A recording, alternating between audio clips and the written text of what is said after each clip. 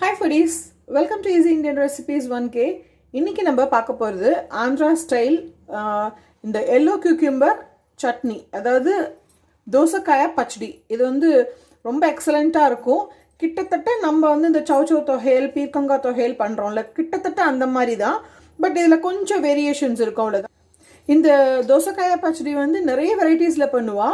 இது வந்து எவ்வளவு ஈஸியா டேஸ்டியா பண்ணலாம்ங்கறத நம்ம பார்க்கலாம். இப்போ இதுக்கு வந்து நான் இந்த சைஸ் ஒரு தோசைக்காய் எடுத்துட்டு இருக்கேன். அதுக்கு வந்து நான் ஒரு கிட்டத்தட்ட ஒரு 10 பச்சை மிளகாய் எடுத்துட்டு இருக்கேன், 3 தக்காளி, அதுக்கப்புறம் இதெல்லாம் வறுக்கிறதுக்காக எடுத்துட்டு இருக்கேன். அப்புறம் இதோட சேர்த்து கொஞ்சமாக கொத்தமல்லி, அப்புறம் தனியாக பொரிச்சு கொட்டுறதுக்கு நம்ம வந்து கடுகு, உளுத்தம்பருப்பு, கடலைப்பருப்பு, ஒத்த மிளகாய் பொரிச்சு கொட்ட போகிறோம். இதை வந்து முதல்ல இதை கட் பண்ணி எடுத்துக்கலாம்.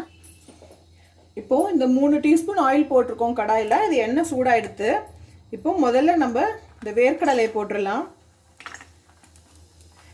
நான் எப்போவுமே சொல்கிற மாதிரி ஒரு பொருளுக்கும் ஒரு டெம்பரேச்சர் இருக்கும் வறுபடுறதுக்கு.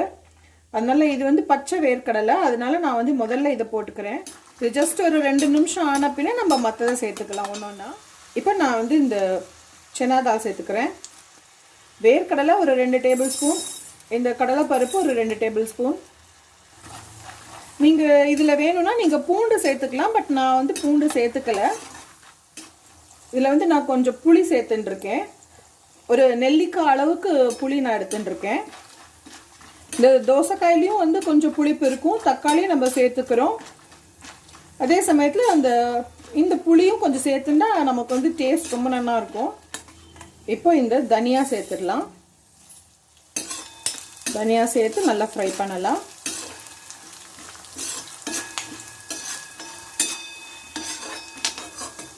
இப்போ இந்த வெந்தயம் சேர்த்துடலாம். வெந்தயம் வந்து ஜஸ்ட் ஒரு பிஞ்சு தான். இப்போ இந்த ஜீரகம் சேர்த்துடலாம். அப்புறம் கருவேப்பிலை. கருவேப்பிலை உங்களுக்கு இங்கே வேண்டாம் அப்படின்னாக்கா நீங்கள் இங்கே அவாய்ட் பண்ணிவிட்டு பொரிச்சு கொட்டுறதே யூஸ் பண்ணிக்கலாம். பட் இங்கே போட்டேன்னா ரொம்ப வாசனையாக இருக்கும்.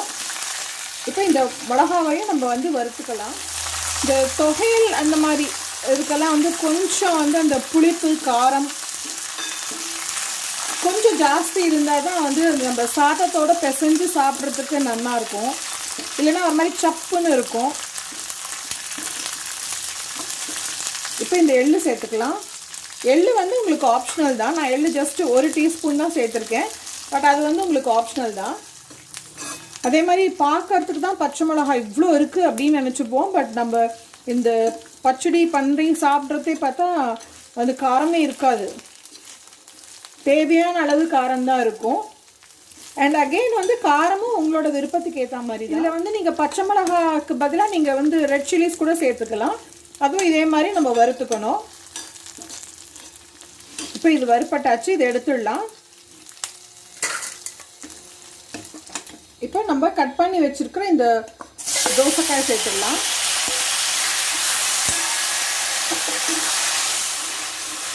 இது வந்து நான் வந்து தோல் எடுத்துட்டேன். உங்களுக்கு வேணும்னா நீங்கள் தோலோட கூட பண்ணிக்கலாம். கல்யாண ஆட்டிலலாம் வந்து அதை தோலோட தான் சேர்த்து சமைப்பா. நல்லா வாஷ் பண்ணி தொடச்சி எடுத்துட்டு நம்ம தோலோட இந்த விதையோட கூட பண்ணிக்கலாம். நான் இன்னைக்கு தோல் எடுத்துருக்கேன், விதை மாத்திரம் இருக்கு. இது மூடி வச்சிடலாம். இப்போ பாருங்க, மூடி வச்சதுனால சட்டுன்னு ஜலம் விட ஆரம்பிச்சிடுது. இது வந்து நல்லா அப்படியே மைய வேகணும் அப்படிங்கிறது கிடையாது. இதோட சேர்த்து இப்போ இந்த தக்காளியும் சேர்த்துடலாம்.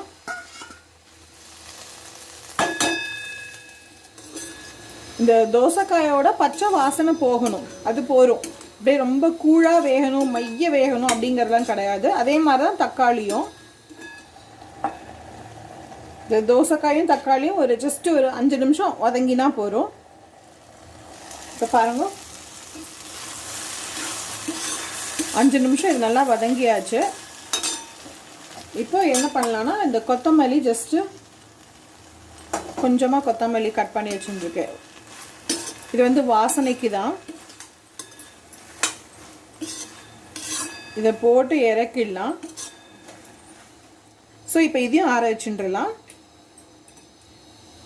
இப்போ நம்ம முதல்ல வறுத்தோம் இல்லையா, வேர்க்கடலை, கடலைப்பருப்பு, மிளகா, புளி எல்லாம் வறுத்தோம் இல்லையா, அதோடு சேர்த்து தேவையான சால்ட் போட்டிருக்கேன்.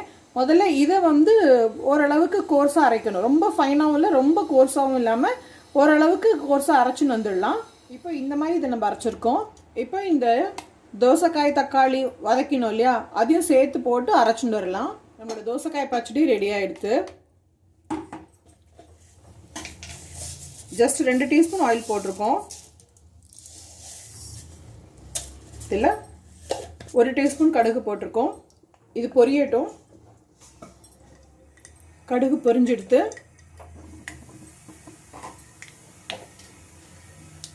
இப்போ உளுத்தம்பருப்பு, கடலைப்பருப்பு, அப்புறம் பெருங்காயம். நீங்கள் வந்து இங்கே வேணும்னா ஒரு 4-5 பல்லு பூண்டு சேர்த்துக்கலாம். இல்லை நம்ம முதல்ல வந்து வேர்க்கடலை, இந்த கடலைப்பருப்பெல்லாம் வறுத்தோம் இல்லையா, அப்போவும் வேணால் நீங்கள் வந்து உங்களுக்கு தேவையான அளவு பூண்டை நீங்கள் வறுத்துக்கலாம். 2 கருவேப்பிலை வாசனைக்கு, ஏன்னா நம்ம ஆல்ரெடி அங்கே சேர்த்துருக்கோம். ஆஃப் பண்ணிவிட்டு நம்ம அடுப்பில் இதை போட்டு ஜஸ்ட்டு ஒரு மிக்ஸ் பண்ணி எடுக்க போகிறோம். இதை ஆஃப் பண்ணியாச்சு. அடுப்பை ஆஃப் பண்ண பின்ன நம்ம ஒரு மிக்ஸ் பண்ணி எடுக்க போகிறோம். அவ்வளோதான்.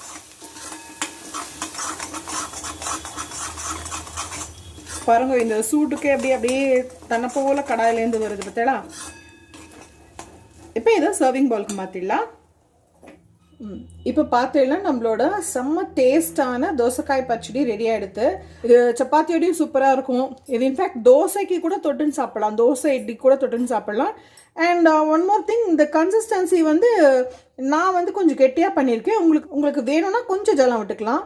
இன்றைக்கி நான் ஜலமே சேர்க்கலை, ஏன்னா ஆல்ரெடி அந்த தோசைக்காயே வந்து அது நீர்க்காய் தானே, அதனால நான் அதில் இருக்கிற ஜலமே போரும்னு விட்டுட்டேன். நான் ஜலம் எக்ஸ்ட்ரா சேர்க்கவே இல்லை.